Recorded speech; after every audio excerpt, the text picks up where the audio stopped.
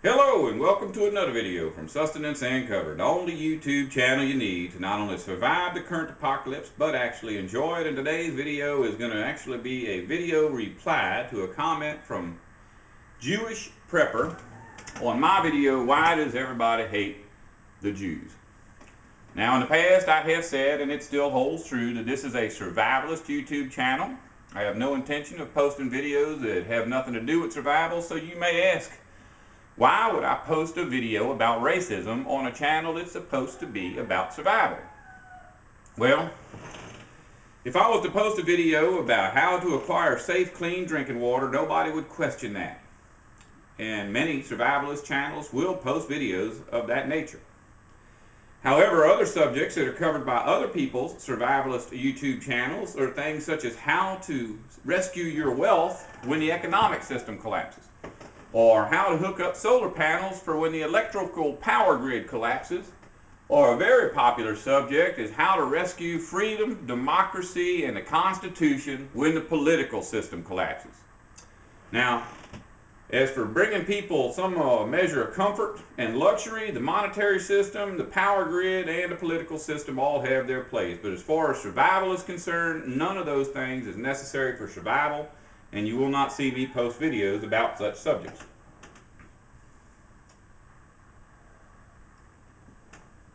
However, what is the point of posting a video about acquiring fresh, clean drinking water to somebody who's not going to watch it?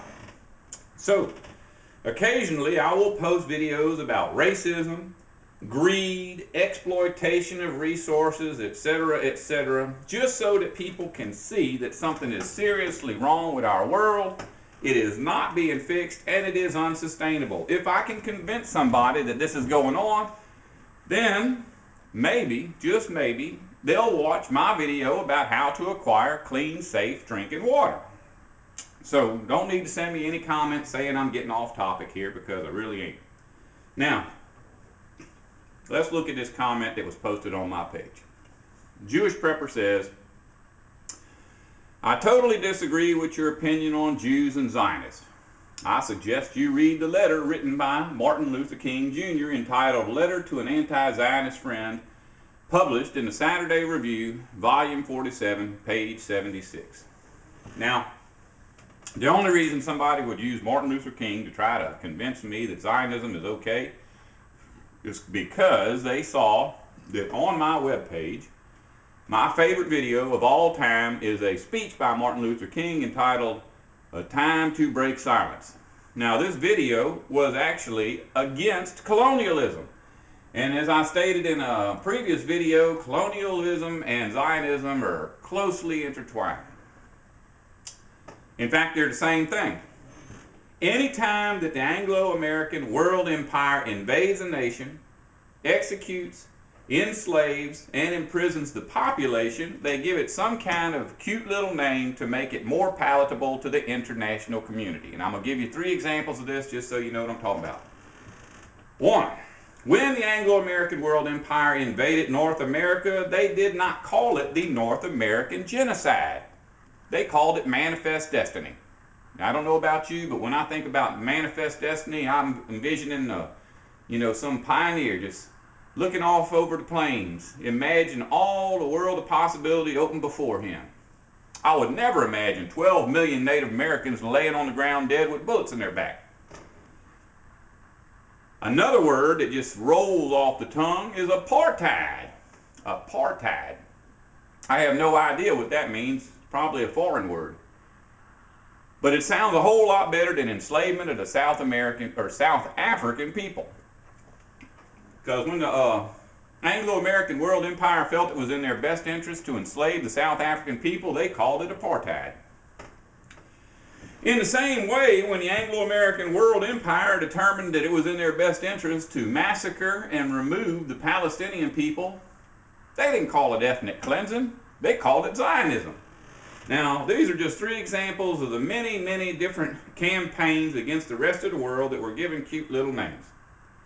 And each one of them, interestingly enough, had religious implications. It was always something about bringing Christianity to the godless masses, or like in the case of Zionism, restoring a special holy sacred people to a special holy sacred spot on the map, something like that.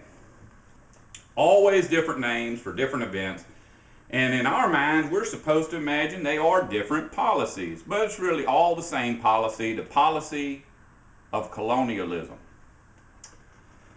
All right, getting back to this letter, I did look the letter up about 4 days ago. And the only reason I haven't posted a video yet, or up until now, is because it's very difficult to find the truth in the internet sea of lies. And when you do find the truth, the sources it comes from is either anti-Semitic or Zionist. Anti-Semitism is racism against Jews. Zionism is racism against everybody who is not a Jew. I don't hate either one of these groups. I simply hate racism and do not want to quote any racist because that just gives them more power. But I was able to wrangle the truth. I knew from the first day that I read it that it was a fabrication because I've read other things by Martin Luther King, and just reading these other things, I knew he could never write a letter like this.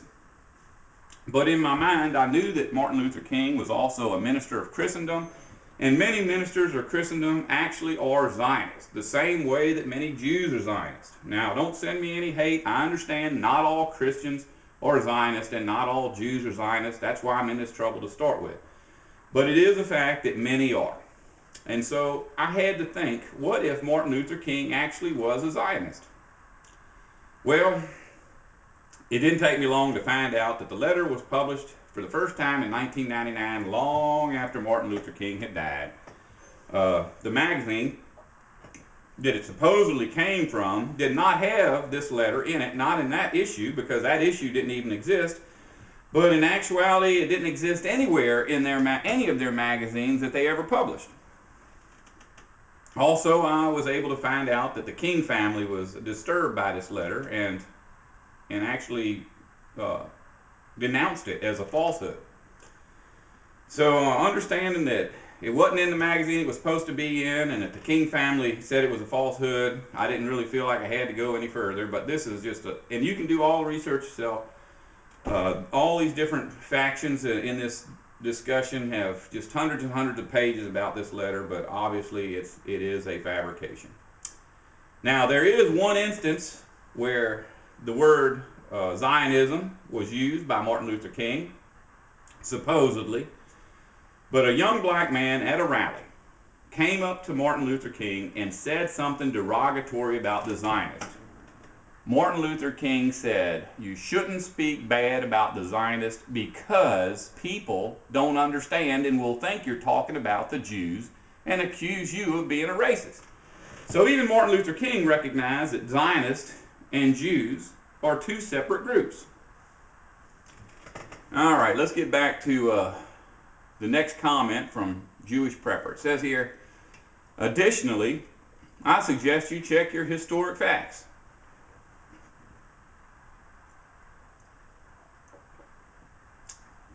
The Jews were the only nation to ever recognize Israel as their country, and for thousands of years prayed 3 times a day to return to their capital city, Jerusalem.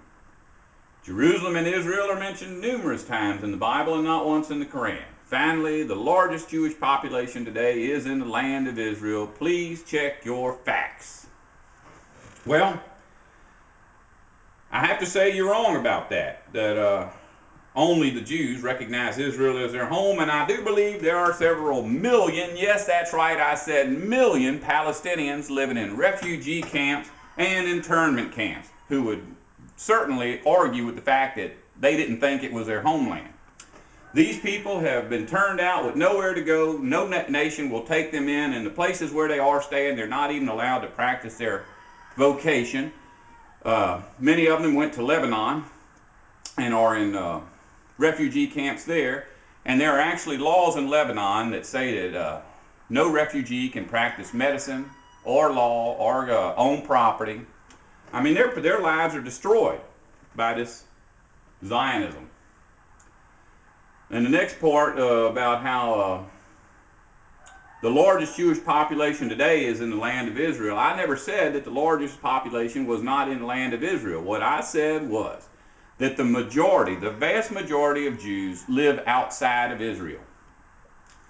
And even the Zionists recognize this. If you look at all the figures, most people say that many more times Jews live outside of Israel. The Zionists say that, was it 58% live outside of Israel? But in any case, it is the majority. And so I didn't make any mistakes when I said that. Now, the reason I'm making this video is because knowledge is power. That being said, I also have to admit that militarism is power, deception is power, and greed is power.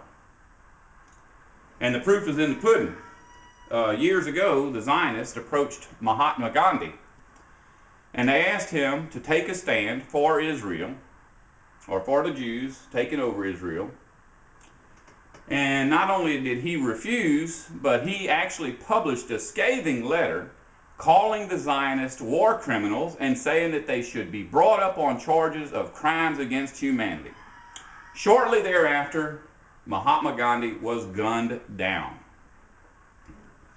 Later, John F. Kennedy made a speech saying that he was going to expose those who were taking power over America, speaking of the Zionists. Shortly thereafter, he was gunned down. And earlier, when I was talking about that speech that Martin Luther King gave, called "A Time to Break Silence Against Colonialism," most who are in the human rights movement recognize that this speech is what got Martin Luther King gunned down. So even though knowledge is power, it has always been conquered by militarism, deception, and greed.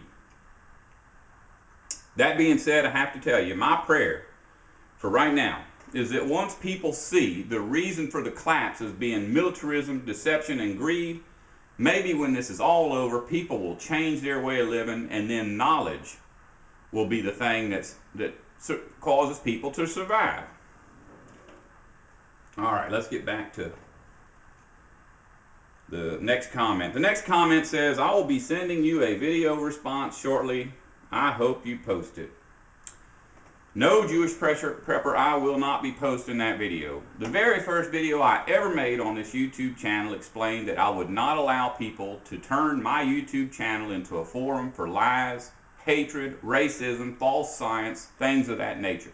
This is a survivalist channel, and I don't feel that it's right to have even 1 second of video material on my webpage to distract people from the important job of learning everything they can to survive. If you don't want to survive, don't listen to me.